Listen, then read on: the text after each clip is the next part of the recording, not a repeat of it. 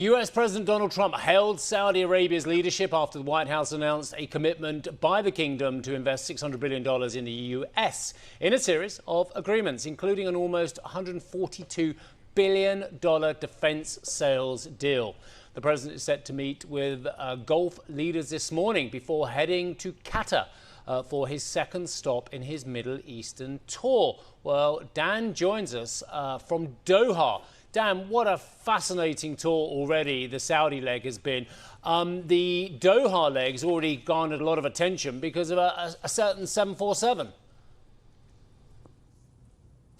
That's exactly right, Steve. So we're watching out for the deal flow, the news flow, and the diplomacy here. My team and I are on the ground awaiting the president's arrival. But it's fair to say his arrival in Riyadh is already a very significant optics win for this administration.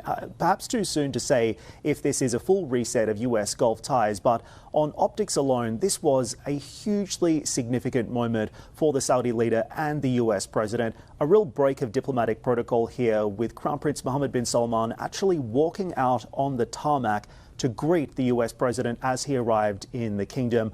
No awkward fist bumps here, just a firm handshake from what you could clearly see was a much more assured Saudi leader who is well and truly out of the cold.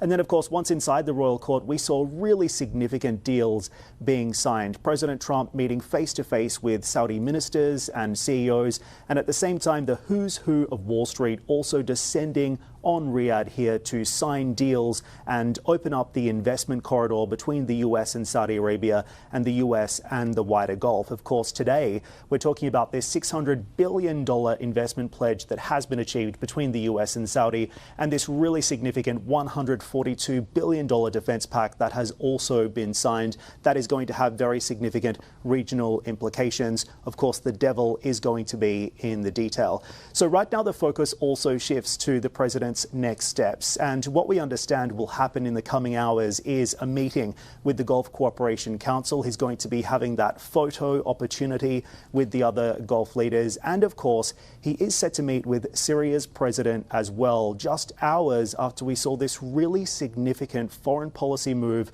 a major rollback of the sanctions, the Assad era sanctions that have been on Syria for many years now, and that is also opening up new diplomatic avenues for the administration and is going to be very closely watched among Gulf leaders and the wider region as well. As I mentioned, the president is also in Doha later today. We expect him to touch down just after 1 p.m. local time. He is set to meet with Qatar's emir for a bilateral that's largely going to be focused on defense and investment. Our sources say we can expect to hear announcements on what could be a $2 billion Reaper drone deal. So more defense ties from the region, a new defense deal with Qatar perhaps also in the works here, and also a major aircraft agreement with Boeing as well. We know Qatar Airways has also been working to secure those American aircraft, so perhaps we'll see a deal being signed while the president is on the ground. We also understand that Qatar could be on track to sign what may be an up to $300 billion investment pledge as well with the United States, targeting areas like artificial intelligence and energy. And ahead of the president's arrival, I had the opportunity to sit down with Qatar's energy minister to unpack all of these issues. And in an exclusive conversation, he told me exactly what he's going to tell US President Donald Trump when he arrives on the ground. Listen in. It's very significant for the country, obviously, the first sitting president to visit Qatar. The relationship between Qatar and the U.S. is a great relationship in multi-fronts. So we're extremely excited about having him here this afternoon. Walk me through Qatar Energy's role and positioning in the United States right now, because I also understand there's a number of quite high-profile investments and deals currently in progress. Yeah, I mean, we've been investing in the U.S. for quite some time. We've invested over $30 billion in different projects. The main project that we've invested in is Golden Pass LNG, which is 80 million tons of LNG export from the U.S. That's the single largest LNG export facility built in one time. We own 70% of that, and ExxonMobil, our very good partner in the U.S., is 30%. So, I mean, that will make us, as Qatar Energy, the third largest buyer of LNG from the U.S. So that project is extremely important, I think, for the LNG and, you know, President Trump's ambitions of exporting more LNG from the U.S. to Europe and other places. So we would help in that, of course, and that was our strategy. And we actually took final investment decision on that project in the presence of the previous Secretary of Energy, Rick Perry, in the U.S. during President Trump's time. But these projects take time to actually deliver, and we expect first LNG to come by the end of this year, and hopefully to inaugurate officially the project in the first quarter of 26. President Trump is a deal maker. Can we expect any deals in the energy space between the US and Qatar while he's on the ground? I think, the way I look at it is, I talked about Golden Pass. Golden Triangle is the other project that we have, which is the largest ethylene cracker in the world, 2.1 million tons per annum, with our partner Chevron and Phillips 66 through Chevron Phillips. That partnership will put forward, the largest ethane cracker that basically produces products that you need for kayaks, coolers, very important products that can be used also for manufacturing in the U.S. So it's a very important project that will also come online by the first quarter of 2027. So we have a project that will be inaugurated in 26 and another one that will be inaugurated in 27. So these are the investments that we made in, President, actually for the Golden Triangle project, I signed the deal with CP Chem in the presence of President Trump and His Highness in the White House in his previous term.